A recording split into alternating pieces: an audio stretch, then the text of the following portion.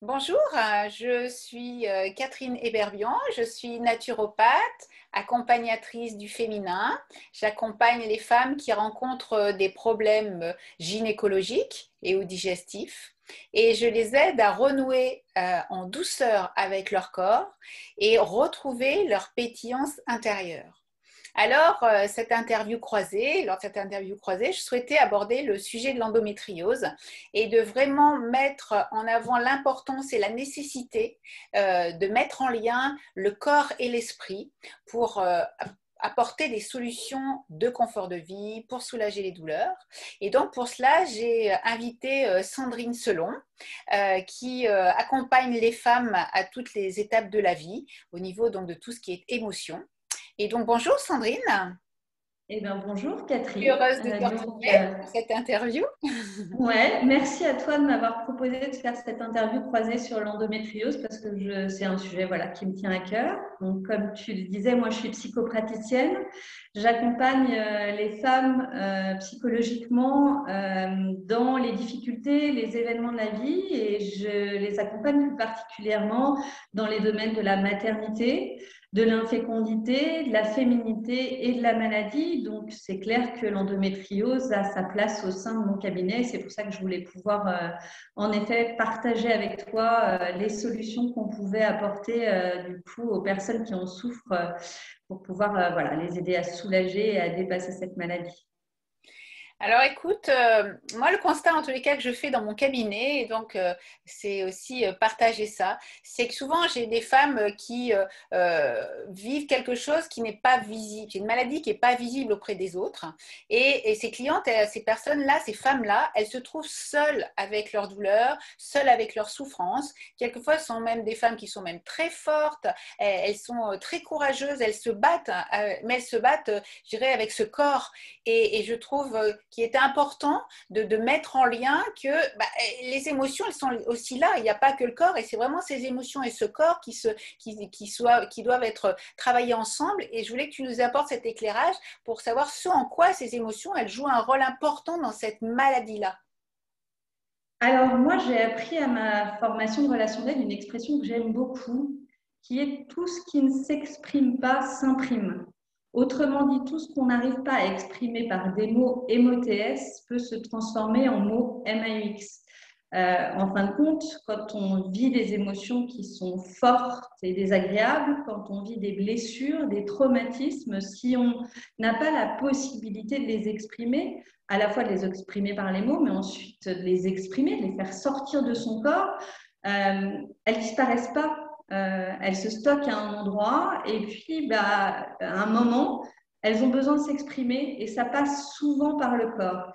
Et comme tu le disais, ce qui est d'autant plus compliqué dans l'endométriose, c'est que souvent, les femmes, elles souffrent en silence parce que c'est une maladie qui est mal connue, mal reconnue, ou quand elles ont voulu l'exprimer ou en parler auprès du monde médical ou auprès de leur entourage, souvent elles ne se sont pas senties comprises. L'impact que ça a sur leur vie n'a pas forcément été bien entendu. Donc, elles ont pris l'habitude finalement de garder ça pour elles, de souffrir en silence. Tu l'as dit, c'est souvent en plus des femmes fortes. Et du coup, elles gardent. Et plus on garde, finalement, moins on a de chances d'aller mieux physiquement parce que plus on garde, plus voilà, on a notre corps qui a envie à un moment d'exprimer quelque chose. Donc, c'est important de pouvoir aller exprimer ses émotions dans tous les sens du terme. Exprimer avec des mots MOTS, exprimer, faire sortir du corps.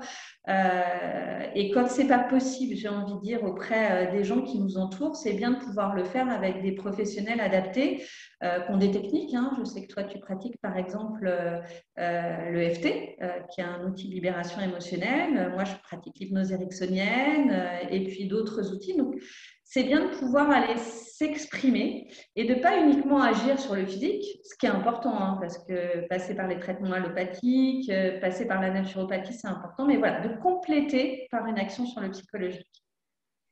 Alors, c'est vrai qu'également, ces femmes-là, elles sont tellement dans la souffrance que finalement, elles sont pas aussi dans ce lâcher-prise parce que c'est quand même très douloureux, c'est quand même vraiment le fait d'être tout le temps avec ces douleurs qui sont là en fond, etc. Et c'est vrai qu'elles sont pas obligatoirement dans ce lâcher-prise et dans cette dimension de se dire d'être à l'écoute de ce qui se passe. Et c'est pour ça que je trouve que c'est aussi important d'avoir quelqu'un qui accompagne et qui peut faciliter ça. Et c'est pour ça que c'est la manière de remonter aussi le fil de son vécu peut aussi aider aussi à apporter des solutions. Je voudrais savoir, toi, est-ce que c'est quelque chose sur lequel tu travailles? Comment tu abordes ça? Oui, c'est quelque chose sur lequel je travaille. C'est vrai qu'on commence souvent par travailler le présent pour savoir au présent déjà ce qu'elles vivent dans l'endométriose, mais très vite, ne serait-ce que sur le premier rendez-vous, hein, où c'est un rendez-vous de découverte, où je leur demande aussi de me parler de leur parcours de vie, on peut être amené à établir un lien finalement entre des blessures du passé et un terrain qui a influencé le développement de l'endométriose. Alors, on se parle bien entendu de ne pas exclure des causes environnementales, génétiques, immunologiques, du coup à l'endométriose, hein. On se dit simplement que des blessures, des émotions refoulées peuvent avoir été un facteur, j'ai envie de dire, influençant au développement de la maladie. Donc, je sais que ce n'est pas toujours quelque chose de simple pour les personnes qui sont malades à entendre, parce que bien souvent, ça peut être perçu comme je suis coupable de ma maladie, je suis à l'origine, voire je crée ma maladie, ce qui n'est absolument pas le propos. Le propos, c'est vraiment de dire, est-ce que dans le passé, vous pouvez avoir été victime finalement d'une blessure, une blessure de l'enfance, une blessure de l'adolescence, quelque chose qui fait en effet que le corps a besoin d'exprimer des émotions ou exprimer un traumatisme. Mais Donc c'est moi, je aussi, travaille en... Excuse-moi, ouais. je disais, c'est aussi, je dirais, quelquefois aussi le sujet de son histoire de lignée féminine hein, qui vient aussi toucher ça et dans son vécu, dans son histoire, aussi trouver des explications qui peuvent aussi être de ce registre-là aussi. Mm. Moi, je travaille en décodage biologique. Donc, le décodage biologique, c'est vraiment faire le lien entre un mal physique et une origine psychologique. Et du coup, à chaque maladie, chaque organe, il y a ça ou ces significations. Donc, dans l'endométriose, on peut se dire déjà, il y a un premier point qui est important, si on reste très métaphorique, c'est qu'est-ce qui fait que je ne suis pas prête à faire mon nid au bon endroit? Parce que l'endométriose, c'est ça, c'est des fragments de l'endomètre qui ne vont pas aller se déposer au bon endroit, le bon endroit étant l'utérus. Donc déjà, il y a cette première recherche qu'on peut faire. Qu'est-ce qui fait que mon foyer me paraît insécure pour pouvoir me projeter dedans et éventuellement projeter une grossesse. Donc, est-ce qu'il y a des choses dans mon enfance, dans ma relation à mes parents qui peut en être à l'origine? Est-ce que je peux avoir vécu un traumatisme? Ou est-ce que je peux aussi supporter des blessures transgénérationnelles? Parce que Voilà. ça existe. Ça a l'air assez hallucinant en soi, mais on porte parfois un lourd secret de la famille qui peut aussi venir nous affecter dans notre vie et qui pourrait rendre ce foyer finalement insécure sans qu'on comprenne pourquoi. Il peut y avoir une deuxième signification des codages biologiques qui est assez intéressante aussi, c'est le rôle de la femme et de ne pas accepter ce rôle de la femme peut-être dans lequel on nous a éduqués, peut-être un côté voilà, très carcan, très obligation de répondre aux plaisirs des autres et pas aux siens. Donc on peut aussi aller explorer l'image que la personne peut avoir de sa condition féminine aussi pour voir s'il ne peut pas y avoir un lien derrière tout ça. Et tu as raison, mettre en lumière, c'est intéressant parce que plus on comprend, plus finalement on laisse l'émotion s'exprimer et du coup, mieux on va, quoi. C'est ça, c'est une part de lâcher prise sur certaines choses qui sont de l'inconscient ou du conscient, mais qui en tous les cas permettent aussi d'aller déverrouiller des choses qui sont, je dirais, aussi sclérosants dans cette situation et qui l'entretiennent finalement, alors qu'on ne l'a pas du tout en tête et que ça peut être quelque chose qui ne nous appartient pas, qui fait partie d'une lignée, mais tout l'intérêt, c'est d'aller justement faire ce travail-là d'exploration finalement et de révélation. Et puis souvent, quand on est dedans, on ne voit pas. Le regard extérieur est intéressant en ça, parce que quand on vit les choses, qu'on a sa propre carte du monde, qu'on a été éduqué d'une certaine manière, on a souvent du mal à aller voir finalement que chez les autres, ça peut être vécu différemment, ça peut être, les choses peuvent être différentes. Et d'avoir un regard neutre justement sur une situation et extérieur permet parfois d'aller soulever des choses et d'aller mettre le doigt sur des choses où la personne n'avait pas mis le doigt du tout. Et c'est normal, hein. Moi la première, il y a des choses que je ne vois pas sur moi-même et il faut qu'il y ait quelqu'un d'autre qui m'éveille à en prendre conscience, quoi. Donc, et d'autant plus quand on va être dans le contrôle, parce que le contrôle fait que du coup, on a l'impression d'avoir tout en main, ce qui n'est pas forcément le cas. Et oui, tout à fait, c'est ça.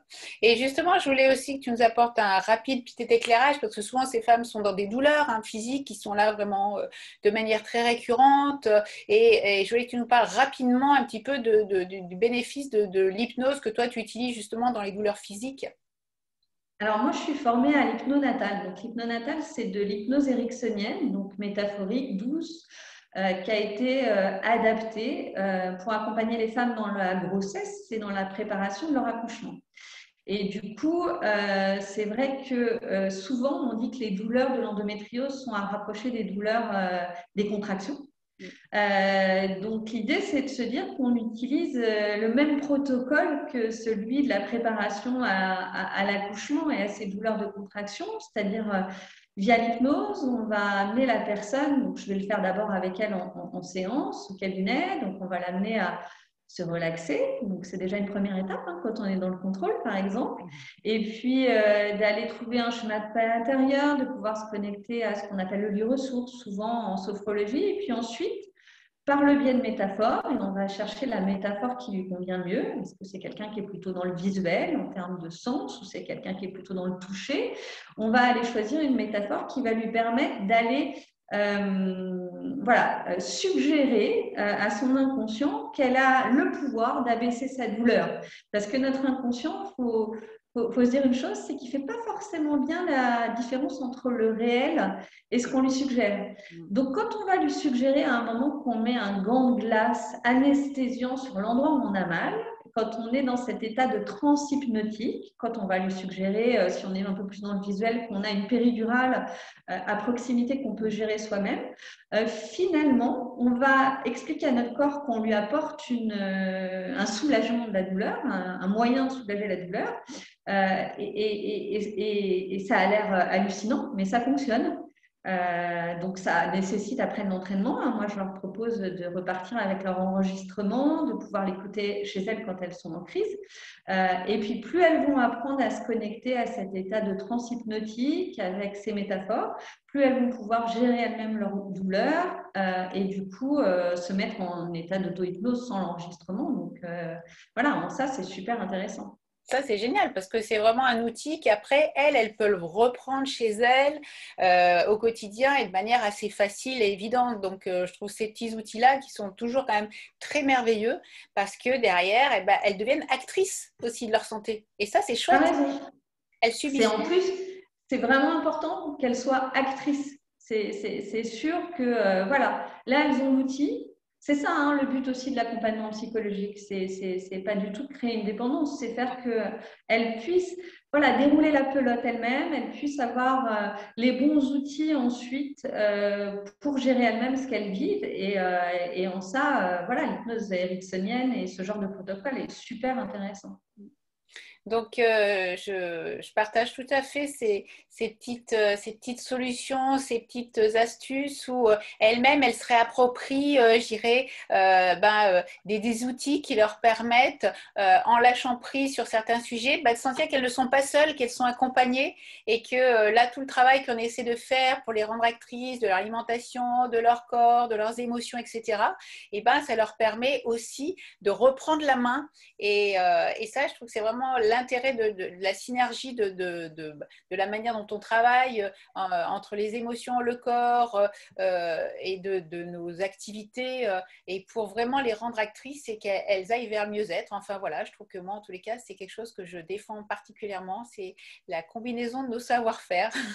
Ouais, moi aussi, je défends cette complémentarité. Je trouve que c'est dommage parfois qu'on oppose les deux, le corps et l'esprit. Les deux sont en lien, hein. On est dans une société occidentale, on a l'impression qu'il y a notre corps à un endroit et notre, je peux pas le faire là, mais notre cerveau, il est à l'autre bout. Les deux sont bien connectés, il est même bien là. Donc c'est normal qu'ils interagissent ensemble.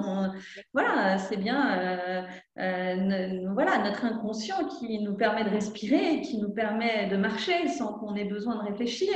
Donc, c'est bien qu'il y a un lien entre les deux parfois qu'on n'imagine pas. Donc, c'est bien de pouvoir agir sur les deux niveaux. Voilà, et pas uniquement sur l'un et pas uniquement sur l'autre. Pour moi, il y a vraiment une synergie importante entre le corps et l'esprit. Tout à fait. Eh bien, très bien. Bon, écoute, merci en tous les cas pour cette interview. Est-ce que tu souhaites rajouter quelque chose? Non, bah, j'espère que ça donnera des clés voilà, aux personnes qui souffrent d'endométriose, que ça leur permettra peut-être de s'apercevoir que voilà, il y a d'autres moyens d'aller mieux, qu'elles peuvent aussi faire appel voilà, à des techniques complémentaires à celles médicales, une fois de plus complémentaires et pas substitutives, hein, mais pour pouvoir aller mieux, quoi, en leur souhaitant d'aller mieux, surtout. Et d'être surtout actrice de leur santé. C'est vraiment Ouais. la clé. Bon, écoute, très bien. Je te remercie beaucoup, Sandrine, d'avoir Bah, partagé ce sujet avec moi. eh bien, écoute, merci encore à toi. Je vous souhaite une belle journée et puis pour une prochaine interview. Et la Allez, même au revoir, chose, ouais. Sandrine. Une belle journée.